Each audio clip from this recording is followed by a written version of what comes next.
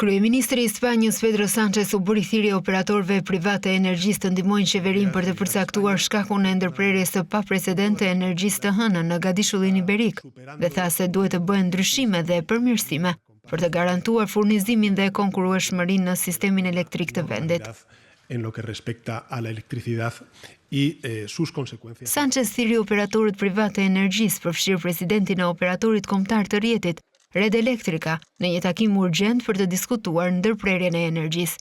Duke ju drejtuar kombit, Sánchez njoftoi krijimin e një komisioni për të hetuar incidentin dhe për të shqyrtuar rolin e kompanive private të energjisë. Spanja dhe Portugalia pësuan një humbje masive të energjisë që filloi pak pas orës 12:30 të së hënës dhe zgjati deri në orët e para të së martës.